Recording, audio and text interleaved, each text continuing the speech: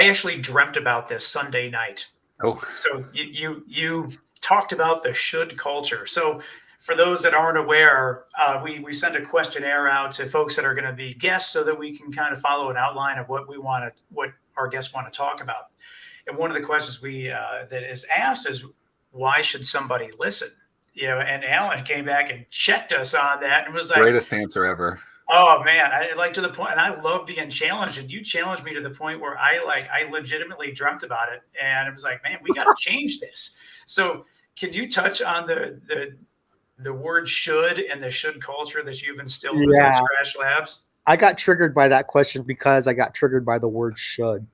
And there are 3 grammatical mood states in the English language. There is the indicative, where you just point something out, like, oh, that dog pooped on the ground. There is the imperative, where there's a sense of urgency and chaos in it, where you're like, oh my God, the dog pooped on the ground, right? And then there is the subjunctive mood state, which is the most powerful mood state, which is what's also known as the imaginary mood state, where we're like, what if the dog pooped on the ground, right? And we can imagine and dream. While imagining and dreaming is probably one of the most important qualities that we have as human beings, there is both a positive subjunctive as well as a negative subjunctive. And the negative subjunctive is when we find ourselves mired in imaginary fear, in regret, in complaint. And so there's this adage that the real danger is imagined, not real, right? That we make things up in our heads all the time. And the word should is a really, really interesting and bizarre placeholder for the negative subjunctive mood, meaning that we say should when we are in a state of inaction or impasse. We say should when we bump into someone at the grocery store and we're like, hey, we should get together. And we have no intent to ever follow through on that, right? The military did this linguistic study where they found that one of the words that predicted mission failure was the word should. Should we attack? Should we not attack? Should we negotiate for peace? Well, that's a very different statement than we are negotiating for peace, right?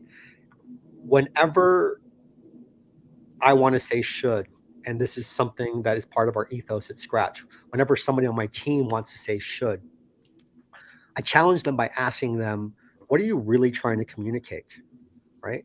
Is there something that you intend to have as an outcome, right?